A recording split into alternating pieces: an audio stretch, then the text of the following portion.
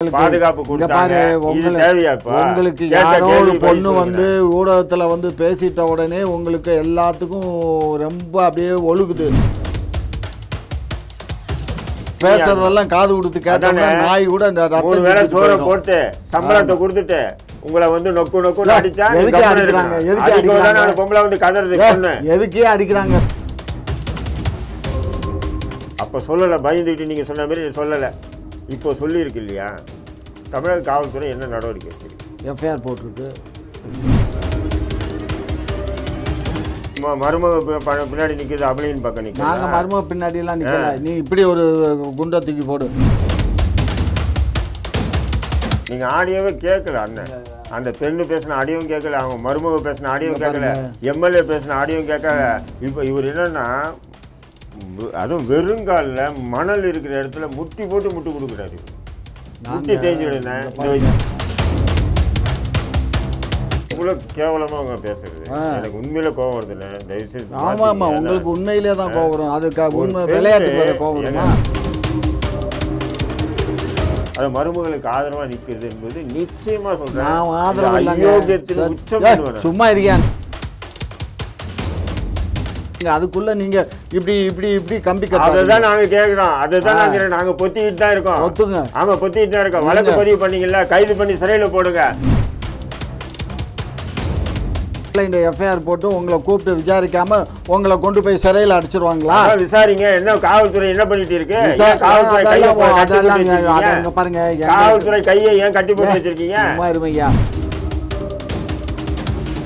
நான் தலைமுறைனா என் பொண்டாட்டி கூட்டு போய் உள்ள ஸ்டேஷனில் வச்சுக்குவேன். என் பொண்டாட்டி நானும் சேர்த்து தலைமுறைனா என் அப்பா அம்மா யார் அண்ணன் இந்த பிள்ளைங்க எல்லாரும் தூக்கி ஸ்டேஷனில் வச்சுட்டு எடுத்து நான் ஆஜரானா தான் வெளியே விடுவேன்னு சொல்லுவானா இல்லையா?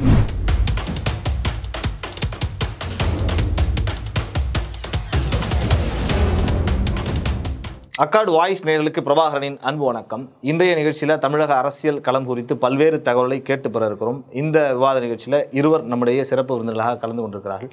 ஒருவர் திரு காமாட்சி நாயுடு அவர்கள். வணக்கம் சார். வணக்கங்க. மற்றொருவர் திரு தடா ரஹீம் அவர்கள். வணக்கம் சார். இன்னைக்கு இருக்கக்கூடிய அரசியல் சூழலில் பல்வேறு விஷயங்கள் போயிட்டு இருந்தாலும் ஒரு முக்கியமான விஷயம், அதை நான் வந்து காமாட்சி நாயுடு ஐயாவிட்ட வந்து தொடங்கணும்னு நினைக்கிறேன். ஐயா, உங்களுடைய சட்டமன்ற உறுப்பினர் தான், நீங்கள் தான் திமுக அப்படின்னா முதல்ல வந்து திமுகவுக்கு சப்போர்ட் பண்ண ஒரு தூணாக வந்து நிற்கக்கூடியவர். அதனால் இந்த விஷயத்தை நான் உங்ககிட்ட இருந்து கேட்கணும். நீங்கள் இது கூட நீங்கள் சப்போர்ட் பண்ணீங்களான்னு என்னன்னு எனக்கு தெரியல. ஏன்னா ஒரு சட்டமன்ற உறுப்பினருடைய மகன் மருமகள் அவங்க வீட்டில் ஒரு வேலை செய்கிறாங்க, ஒரு பெண்ணு, ஒரு சின்ன பெண்ணு, படிக்கிற வயசுடைய பெண்ணு, எவ்வளவு துன்புறுத்தி இருக்காங்க அப்படிங்கிறத ஊடகங்களில் பார்த்து தான் இருக்கீங்க. அது இல்லைன்னு மறுப்பீங்களா எப்படி? சட்டமன்ற உறுப்பினருடைய மருமகன் அவங்க வீட்டில் வேலை செய்கிறாங்க ஐயா, ஒரு பெண்ணு வேலை செய்கிறாங்க. அதை நீங்கள் மறுக்க போகிறீங்களா, இல்லை அது சரின்னு நினைக்கிறீங்களா, இல்லை அந்த மாதிரி ஒரு விஷயம் நடக்கலைன்னு நினைக்கிறீங்களா? என்ன சொல்கிறீங்க நீங்கள் உங்கள் சைடில் இருந்து? எதையுமே அறுதி இட்டு கூற முடியாது. ஏன்னா அந்த பொண்ணு வந்து ஒரு ஊடகத்தில் வந்து பேட்டி கொடுக்கும்போது தேர்ந்த ஒரு அரசியல்வாதி மாதிரி அந்த பிள்ளை பேட்டி கொடுக்குறான்.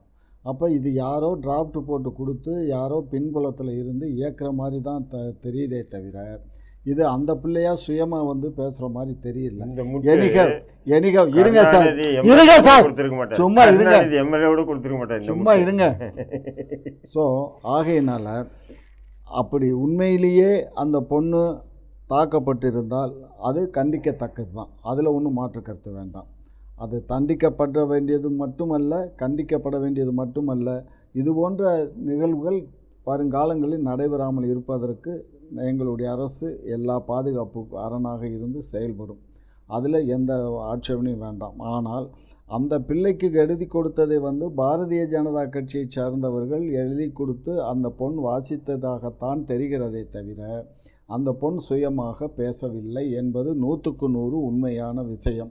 ரெண்டாவது, அந்த பெண்ணுக்கு இங்கெல்லாம் காயம் இருக்குன்னா, இப்போ இந்த மாதிரி காயங்கள் இருந்தாக்க அது ஒரு அப்பார்ட்மெண்ட்டில் ஒரு வீட்டில் இந்த பிள்ளை இருந்தால் சத்தம் போடாதா, அழுகாதா, கதவை தட்டி வெளியில் வரமாட்டாளா? இப்போ சிகரெட்டை வச்சு சுட்டாங்க அப்படின்னா எவ்வளோ வலி இருக்கும்? அந்த வலிக்கு ஐயோன்னு கத்த மாட்டாளா? அல்லது அந்த கதவை தட்டிட்டு வெளியில் ஓடணும்னு நினைக்க மாட்டாளா? பக்கம் பக்கத்தில் இருக்க வீட்டுக்காரன்லாம் வரமாட்டாங்களா, பார்க்க மாட்டாங்களா? இல்லை இந்த பிள்ளை வீட்டுக்குள்ளேயே ஒரு ரூமுக்குள்ளே போட்டு அடைச்சி வச்சுருந்தாங்களா? அப்படியாவது சொல்லுங்கள். ரூமுக்குள்ளே வச்சு அடைச்சி வச்சுருந்தாங்கன்னு சொல்லுங்கள். இதெல்லாம் வந்து அந்த பொண்ணுக்கு வந்து ஒரு விதமான தோல் நோய், ஸ்கின் டிசீஸ் இருக்குது. அந்த ஸ்கின் டிசீஸை காட்டி தான் இதெல்லாம் வந்து இந்த பிள்ளை வந்து சொல்கிறான். அதோடு மட்டும் இல்லாத அந்த பொண்ணுக்கு வந்து சில ஆண் நண்பர்கள் பழக்கம் இருக்குது. ஏன்னா அந்த மொபைலை வாங்கி செக் பண்ண சொல்லுங்கள். அந்த மொபைலை வாங்கி சும்மா இருங்க மொபைலை வாங்கி காவல்துறை செக் பண்ணி பார்க்க சொல்லுங்கள். காவல்துறை செக் பண்ணி பார்த்துட்டு அது உண்மையா இல்லையாங்கிறத சொல்லட்டும். ஏன்னா இந்த பொண்ணு வந்து இரவு நேரங்களில் பல மணி நேரங்கள் இதெல்லாம் நம்ம எப்படி அனுமதிக்க முடியும்? இரவு நேரங்களில் அதிகமான உங்களுக்கு தெரியாது, கைபேசியில பேசிட்டு இருந்திருக்காங்க. இன்னைக்கு இருக்கிற இளைஞர்கள் பெண்கள் எல்லாம் படிக்கிற பசங்க எல்லாம் பாருங்க. நான் தப்பா சொல்லலையே. இப்ப நான் இன்னும் தப்பா சொன்னேன்னா அந்த பெண்களுக்கு ஃப்ரெண்ட் இருக்காங்கன்னு தான் சொன்னேன். 2 ஆண் நண்பர்கள் இருக்காங்க. இது சரியா இருக்காது. இங்க பாருங்க, ஒரு பெண்ணுக்கு வந்து ஆண் நண்பர்களோட இந்த பொண்ணு அதிக நேரம் வந்து இரவு நேரங்களில் கைபேசியில் தூங்காமல் பேசிக்கிட்டு இருந்தாங்கிறது உண்மையான விஷயம். உங்களுக்கு இதில் ஏதாவது சந்தேகம் இருந்தால் அந்த பெண்ணுடைய கைபேசியை வாங்கி நீங்கள் செக் பண்ணி பாருங்கள். அதில் ஏதாவது இல்லை அப்படின்னு சொன்னாக்க நீங்கள் என்ன சொன்னாலும் நானே கட்டுப்படுறேன். தடாரகம் சார் சொல்லட்டும், நீங்கள் இந்த கருத்தை அவர் எப்படி பார்க்குறாரு? நம்ம அவர் பார்ப்பாரு. அவர் எப்பயுமே எங்களை பற்றி தவறாக பேசுகிறவரு தவறாக தான் பேசுவார். கேவலமாக அவங்க பேசுறது எனக்கு உண்மையில கோவம் வருதுல்ல. தயவுசெய்து ஆமாம், உங்களுக்கு உண்மையிலே தான் கோவம் வரும். அதுக்காக உண்மை விளையாட்டுக்கு வர கோவம் வருமா? ஒரு வறுமையில் வாழக்கூடிய ஒரு ஏழ்மையான பெண்ணு தான் ஒரு வீட்டில் வேலை செய்வாள், வீட்டு வேலை செய்வாள், புரியுதுங்களா? அப்படி இருக்கும்போது வீட்டு வேலை செய்யக்கூடிய ஒரு பெண்ணை இப்படி வந்து கொடுமையாக தாக்கி இருக்காங்கன்னு அந்த பெண்ணுடைய வாக்குமூலமே இருக்குன்னு சொன்னால், இது பாஜகக்காரன் எழுதி கொடுத்தான். அவளுக்கு காயம் வந்து உடம்புல அவளுக்கு தோல் வியாதி, அவளுக்கு ஆண்மண் நண்பர் இருக்காங்க. நிச்சயம் நான் இப்படி நீங்கள் பேசுவீங்கன்னு நான் எதிர்பார்க்கவே இல்லை. இதை வந்து அந்த எம்எல்ஏ இருக்காரு, அந்த கருணாநிதியின் எம்எல்ஏ, அந்தாலே இன்டர்வியூ கொடுக்குறாரு ஊடகங்களுக்கு. எனக்கு என்ன நடந்தது எனக்கு தெரியாது அப்படின்னு சொல்கிறாரு. அதை விட மோசமாக வந்து அண்ணன் வந்து இந்த அளவுக்கு முட்டு பாருங்க. நான் போய் நேரடியாக பார்க்கலங்க. எனக்கு கிடைச்ச தகவலை தான் நான் வந்து பதிவு பண்ணுறேனே தவிர நான் வந்து நான் அந்த புள்ள பேசுகிறத நான் போய் அங்கே உட்காந்து பார்த்தேன்னா இல்லை அந்த புள்ள மூஞ்சியை தான் நான் பார்த்தேன்னா எதையும் நான் பார்க்கல. புரிஞ்சுக்கோங்க. எனக்கு கிடைச்ச மனசா இங்கே பாருங்க, கிடைச்ச தகவலை இங்கே பாருங்க. எவ்வளோ உணவு கொடுத்தாலும் தன் உடலை தானே வந்து இப்படி இங்கே பாருங்க. எனக்கு வந்து கிடைச்ச தகவலை தான் நான் பதிவு பண்ணேன். யார் சொன்னா உங்களுக்கு சொன்னா அயோக்கிய யார் சொல்லுங்க? வெளிப்பட அயோக்கிய என்ன? எல்லா ஊடகத்திலும் தான் அதுவும் தான் வந்திருக்கு. எது வந்திருக்கு? நான் சொன்ன விஷயங்கள் ஊடகத்தில் வந்து ஊடகத்துல பார்த்து அதை இருக்கு. ஆதரவு ஊடகங்களா? இங்க பாருங்க, உடனே திமுக ஆதரவா வேற என்ன யார் செய்வா? ஏங்க பாருங்க, பாதிக்கப்பட்ட அந்த பெண்ணை அவளே வந்து பேசக்கூடிய அந்த பேச்சுல புரியாதாங்க நமக்கு? எத்தனை வீடியோக்களை நம்ம பார்த்திருக்கோம். என்ன புரியும்? நடிகர்கள் கூட திரைப்படங்கள்ல நாடகங்கள்ல நடிக்கிறத நம்ம பார்த்திருக்கோம். ஒரு பெண்ணு தனக்கு ஏற்பட்ட ஒரு விதமான ஒரு அருவருப்பான அந்த செயலை அவர் சொல்லக்கூடிய அந்த தோணியை வச்சு நமக்கு தெரியாதா இல்லைங்க? எத்தனை நம்ம பேரை பார்த்துருக்கோம், எத்தனை படங்கள். இது வந்து அவளுக்கு நேர்ந்த அந்த கொடூரத்தை அழகாக சொல்லும்போது அந்த கொடூரங்களை எதிர்த்து நாம் போராட வேண்டிய நிலையில் நம்ம இருக்கோம். பாதிக்கப்பட்ட பெண்ணுக்கு ஆதரவாக நிற்கணுமே தவிர அந்த எம்எல்ஏக்கு ஆதரவாக அவன் எம்எல்ஏவுடைய அந்த அயோக்கியத்தனம் செஞ்ச அந்த எம்எல்ஏவுடைய மகனுடைய அந்த மருமகளுக்கு ஆதரவாக நிற்கிறது என்பது நிச்சயமா சொல்றேன். சும்மா இருக்கியா? நாங்க ஒன்றும் ஆதரவா இல்ல. தவறு நடந்திருந்தால் அது கண்டிக்கணும். அதுல ஒன்றும் மாற்று கருத்து இல்லைங்க. அப்படி பொய்யான குற்றச்சாட்டு சொல்றதுக்கு சாதாரணமான ஆளு இல்லை. அவன் எப்படியாப்பட்ட ஆளு? அதை சொல்லியே மிரட்டி இருக்கான்றது எவ்வளோ பெரிய விஷயங்கள். இது ஒரு கால் இவர் சொல்கிற மாதிரி ஒரு பொய்யான குற்றச்சாட்டை அந்த பெண்ணாக வந்து ஏற்படுத்தி இருந்தால் அது நாளைக்கு வந்து காவல்துறை மூலிமா விசாரணை நடத்தி அதன் மூலிமா வெளியே வந்துன்னா அந்த பெண்ணுக்கு எவ்வளோ பாதிப்புகள் வரும்ன்றது தெரியுமா இல்லைங்களா உங்களுக்கு? இது பின்னால் ஒரு வேளை பாஜக இருக்குதுனால அது தெரிய வரும். பொறுத்துருங்க, காவல்துறை நடவடிக்கை எடுக்கிறவள்ளையும் பொறுத்துருங்க. அதை விசாரணை பண்ணும், அது வரையும் இருங்க. அதுக்குள்ள நீங்க இப்படி இப்படி இப்படி கம்பி கட்ட அதுதான் நாங்கள் கேட்குறோம். அதுதான் நாங்கள் பொத்திக்கிட்டு தான் இருக்கோம். ஆமா, பொத்திட்டு தான் இருக்கோம். வழக்கு பதிவு பண்ணீங்கல்ல, கைது பண்ணி சிறையில போடுங்க. வழக்கு நீதிமன்றத்தில் நடக்கும். அப்போ நீங்க சொல்ற மாதிரி அதாவது செட்டப் பண்ணதா இல்ல உண்மையான்றது நீதிமன்றத்தில் தெரியும். ஆனா இன்னைக்கு வந்து பாதிக்கப்பட்ட பெண்ணு புகார் கொடுத்திருக்கும் போது சம்பந்தப்பட்டவர்களை கைது பண்ணி சிறையில் அடைக்கணும். வழக்கு பதிவு பண்ணிட்டு நொண்டி சாக்கு உங்க மேல நான் ஒரு கம்ப்ளைண்ட் கொடுத்தா அந்த கம்ப்ளைண்ட் எஃப்ஐஆர் போட்டு உங்களை கூப்பிட்டு விசாரிக்காம உங்களை கொண்டு போய் சிறையில் அடிச்சிருவாங்களா? விசாரிங்க. என்ன காவல்துறை என்ன பண்ணிட்டு இருக்கு? பாருங்க, காவல்துறை கையை ஏன் கட்டி போட்டு வச்சிருக்கீங்க? எம்எல்ஏ மகன் எங்க தூக்கிட்டு வாங்க, எம்எல்ஏ மருமகளை தூக்கிட்டு வாங்க. தலைமறைவாயிட்டானா எம்எல்ஏ தூக்கிட்டு வந்து 2 முட்டியில போடுங்க.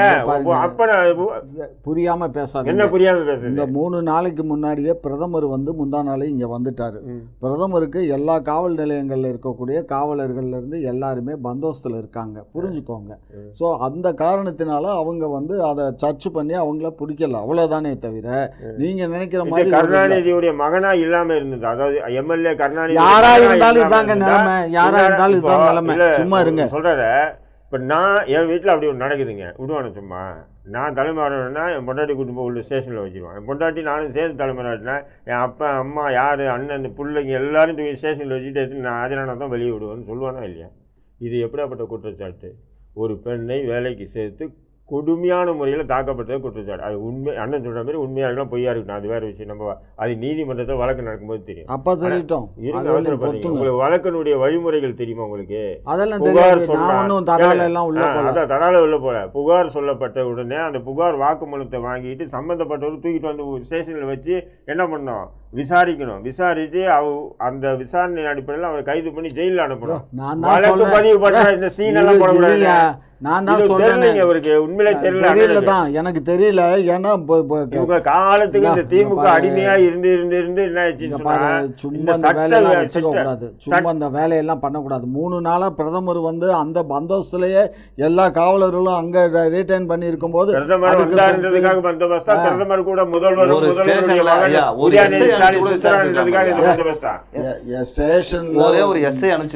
ஸ்டேஷன்ல எஸ்ஐ இப்போ ஸ்டேஷன்ல எல்லாம் வந்து பார்த்தீங்கன்னா ஒன்லி ஒரு ஹெட் ஒரு 2-3 பேர் தான் இருக்காங்க. ஏன்னா சிட்டி ஸ்டேஷனு, மற்ற ஸ்டேஷன்ல எல்லாம் ஆள் இருப்பாங்க. சிட்டி ஸ்டேஷனு இங்கே ஏற்கனவே நேத்திக்கு தான் இங்கே நம்ம இதில் அந்த கேம்ப்ஸ் வில்லேஜில் நடந்திருக்கு, நேர் விளையாட்டு உள்ளாரங்களில். அதுக்கப்புறம் இன்னைக்கு காலையில் 11 மணிக்கு இவர் வந்து கிளம்பி ஸ்ரீரங்கம் போனாரு, திருச்சிராப்பள்ளிக்கு. அது கிளம்பி போனாரு, அவருக்கு பாதுகாப்பு கொடுத்து அதை பத்தி பேசவா? நானு ஏன் திசை திருப்பிறீங்க? பிரதமர் வந்தாரு, இங்க தங்கினாரு, இங்க கிளம்பி போனாரு, பாதுகாப்பு கொடுத்தாரு. உங்களுக்கு யாரோ ஒரு பொண்ணு வந்து ஊடகத்துல வந்து பேசிட்ட உடனே உங்களுக்கு எல்லாத்துக்கும் ரொம்ப அப்படியே ஒழுகுது. ஆனால் நான் சொல்கிறத கேட்டுக்கோங்க, எங்களுடைய எம்எல்ஏவுக்கும் அதுக்கும் சம்பந்தம் இல்லை. எம்எல்ஏ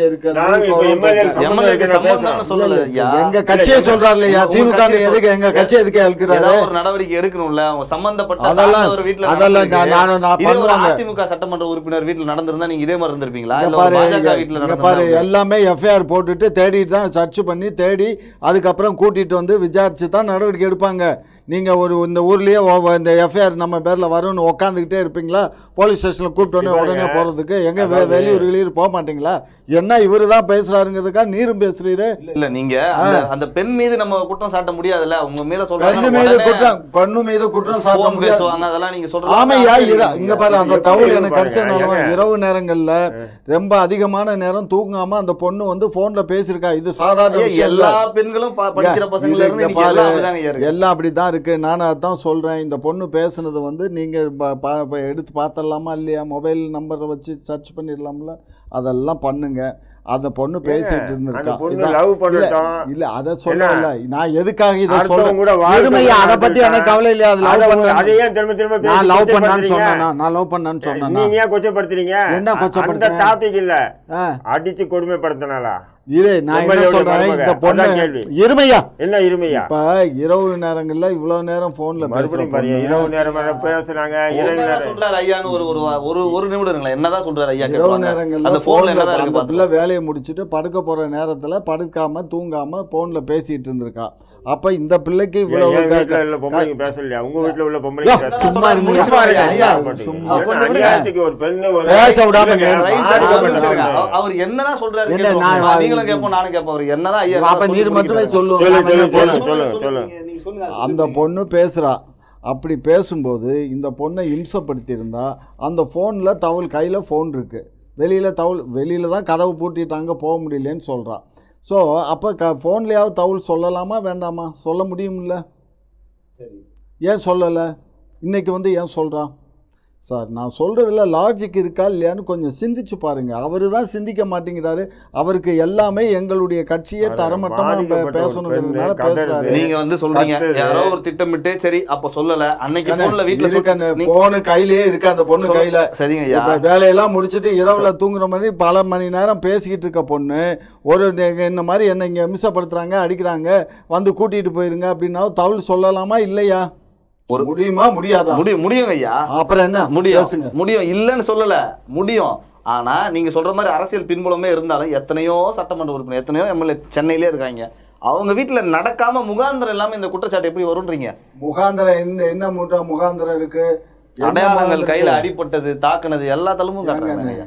இதெல்லாம் வந்து கண்ணு இதெல்லாம் வந்து இப்படி தாக்குறது சர்வசாதாரணம் இல்லை. இது பொங்கலுக்கு வந்து தான் இந்த ஏற்கனவே தாக்கப்பட்டு இந்த பொண்ணு பொங்கலுக்கா வெளியில் வந்தபோது தான் நான் சொல்கிறேன்னு சொல்லுதே. அப்போ தாக்கப்பட்டு அந்த பொண்ணு அந்த வீட்டில் தானே இருந்திருக்கு. ஏன் வெளியில் ஃபோனில் பேச சொல்லலை, கம்ப்ளைண்ட் பண்ணலை? 100க்கு ஃபோன் அடித்தா கூட காவல்துறை வந்து நிற்குமில்ல, ஏன் செய்யலை? ஒரு சட்டமன்ற உறுப்பினர் எதிர்த்து சட்டமன்ற வீடு இல்லை, அது சட்டமன்ற வீடு இல்லை. சட்டமன்ற வீடு அவர் வந்து குரோம்பேட்டையில் இருக்க அவருடைய வீடு. அவர் குரோம்பேட்டையில் தான் இருக்கார் எம்எல்ஏ. இவர் பையன் இருக்கிறது திருவான்மியூர். அதுக்கும் இதுக்கும் எவ்வளோ தூரம்? அவர் அங்கே வந்து மாதத்தில் ஒரு நாள் போனாலே பெரிய விஷயம் எம்எல்ஏ. வேறு அங்கே போகிறதெல்லாம் கிடையாது. அவர் புரிஞ்சுக்கோங்க. அவங்க கல்யாணம் பண்ணி அவங்க தனி கொடுத்தனம் போய் 7 வருஷம் ஆகிப்போச்சு. இப்படி இருக்கும்போது ஒரு வேலைக்கார பொண்ணை இவங்க இம்சப்படுத்தினாங்க. அதை இம்சப்படுத்தினாங்களா பண்ணான்னு எனக்கு தெரியாது கண்ணா. அந்த சப்ஜெக்டுக்குள்ளே அதுக்குள்ளே நான் வரல. ஆனால் நான் கேட்குறது என்னன்னா, இந்த பொண்ணு இன்னைக்கு வந்து ஊடகத்தில் சொல்லக்கூடிய பொண்ணு, கையில் கைபேசி இருக்கும்போது ஏன் இவ்வளோ விவரமாக பேசக்கூடிய பொண்ணுக்கு 100ஆம் நம்பருக்கு ஃபோன் அடித்து பேச முடியுமா முடியாதா? அல்லது அவருடைய நண்பர்கள், ஆண் நண்பர்களோ பெண் நண்பர்களோட பேசுகிறாங்கல்ல, அவங்கள்ட்ட கம்ப்ளைண்ட் பண்ணியிருக்கலாம்ல, சொல்லலாமா முடியாதா? அப்புறம் ஏன் இதுல இருந்து அரசியல் இருக்குங்கிறது ஏன் உங்களுக்கு புரிய மாட்டேங்குது? அவர் சொல்றதுல நீங்க சொன்ன மாதிரி அந்த பெண் மீது நம்ம குற்றச்சாட்டு எல்லாம் இருந்தாலும், இது ஒரு குறிப்பிட்டு ஒரு திட்டமிட்டு இல்லை ஏதோ ஒரு நடக்குதோ, இதை பிளான் பண்ணி தான் கரெக்டாக இந்த சமயத்தில் கொண்டு வந்து வெளிப்படுத்தணும், பத்திரிகையாளர் சந்திப்பு நடத்தணும் அப்படின்னு ஏதோ ஒரு அரசியல் இருக்குமோ அப்படின்னு அவரு சந்தேகப்படுறாரு. அதுக்கான பதில் உங்க சைட்ல இருந்து நம்ம இப்போ நம்ம 3 பேர் உட்காந்துருக்கோம். 3 பேரில் எனக்கு அதிகாரம் அதிகமாக இருக்குது, நான் நினச்சா எதோ ஒன்றா பண்ணுவேன் அப்படின்ற ஒரு நிலை இருக்கும்போது, நான் உங்களுக்கு எதிராக நடந்துக்கிடக்கூடிய விஷயம் நடத்திய அதாவது ஒரு தாக்குதல் எதுவுமே வந்து நீங்கள் என்ன பண்ணுவீங்க, வெளியே சொல்ல மாட்டீங்க.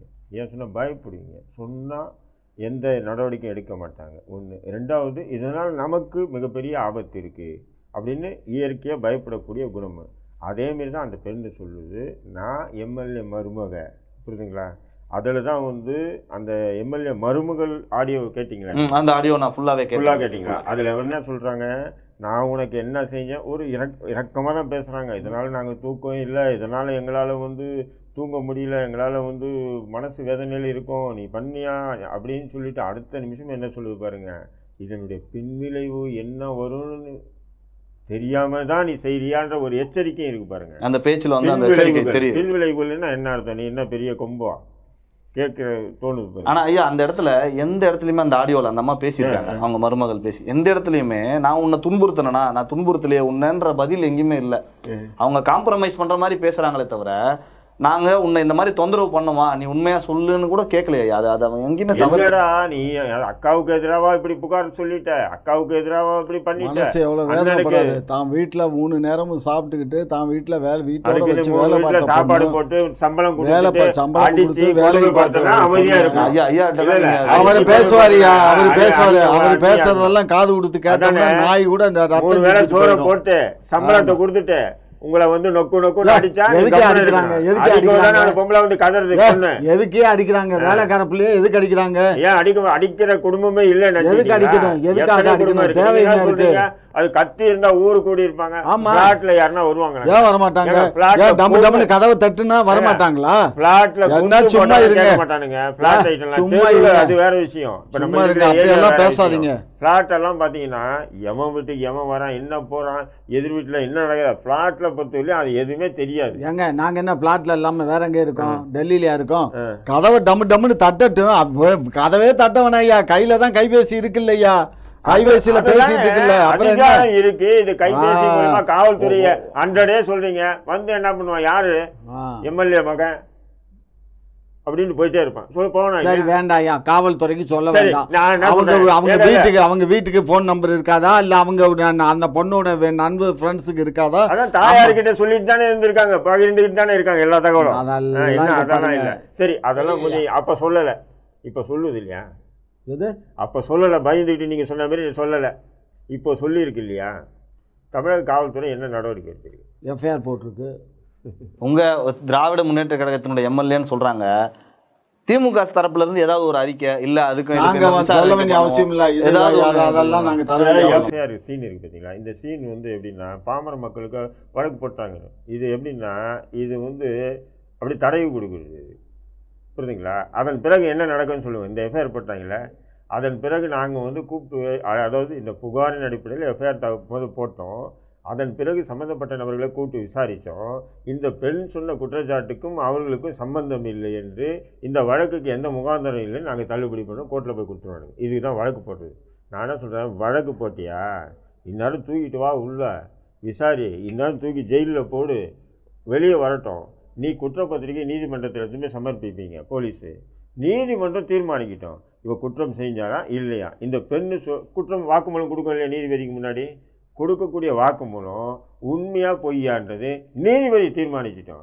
நீங்கள் ஆளுங்கட்சியாக இருக்கீங்க, நீங்கள் காவல்துறை நீங்களாம் வந்து ஒரு முடிவு எடுத்துகிட்டு வழக்கு போட்டோம்னு சொல்லி இந்த சீனே வேணான்ட்டேன் நான். வழக்கு போட்டிங்களா, கைது பண்ணி உள்ளே போடுங்க.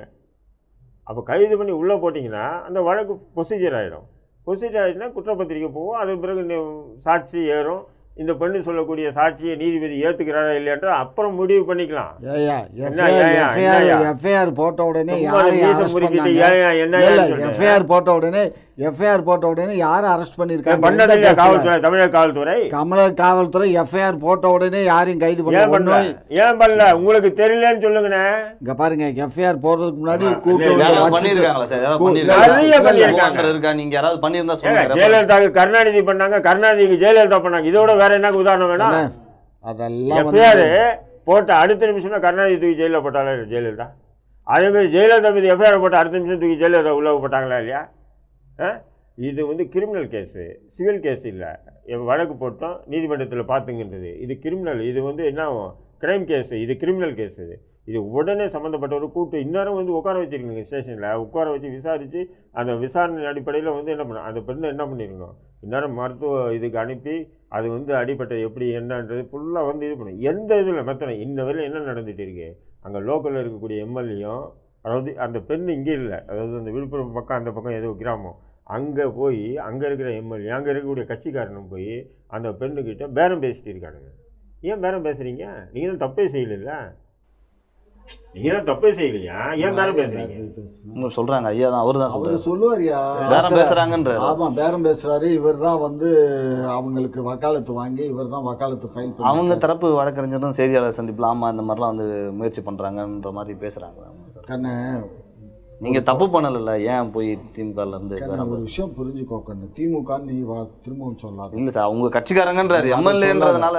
அதால எம்எல்ஏ மகங்கிறது மருமகங்கிறதுக்காக எல்லாமே கட்சி ஒரே ஒரு நிமிஷம் ஒரே நிமிஷம். அந்த பெண்ணு, அதாவது அவங்க மருமக சொல்ற ஆடியோ கேட்டீங்கன்னா நல்லா உன்னிப்பாக வந்துச்சுன்னா எவ்வளோ அழகாக அரசியல் பேசி தெரியுமா. அது ஏண்டி என் மேலே குற்றம் சொன்னால் சரி, என் புருஷன் மேலே சொன்னால் சரி, ஆனால் என் மாமனார் என்ன பாவம் பண்ணார், அவன் மேலே என் குற்றம் சொன்ன நீ, அவர் இந்த இடத்துக்கு வர்றதுக்கு எவ்வளோ கஷ்டப்பட்டார் அப்படின்னு சொல்கிறாரு.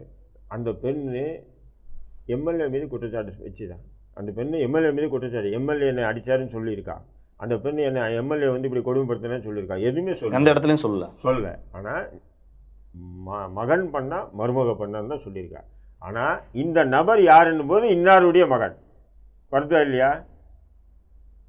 ஆளுங்கட்சியா இருக்கிறப்ப ஒரு சட்டமன்ற உறுப்பினரா இருக்கிறப்ப இப்போ நான் குற்றம் செய்யறேன் போது நான் யாருடைய புள்ளன்று சொல்ற மாதிரி ஒரு பிரபலமானவருங்க வரப்போ புள்ளங்கிறதையும் தாண்டி பிரபலமானவருங்கிறப்ப இன்னும் அது கூடுதலா கவனம், அது கூடுதலா நம்மள மாதிரி மீடியாஸ் பெருசு பண்றதுக்காக பிரபலமான பிள்ளைன்றோம். ஆனா அந்த பெண்ணு தந்தை எம்எல்ஏ, அதை வச்சுதான் என்னை மிரட்டினாங்க, இதனால சொல்ல விடாம. இதுதானே மெயின் காரணம் சொன்னது.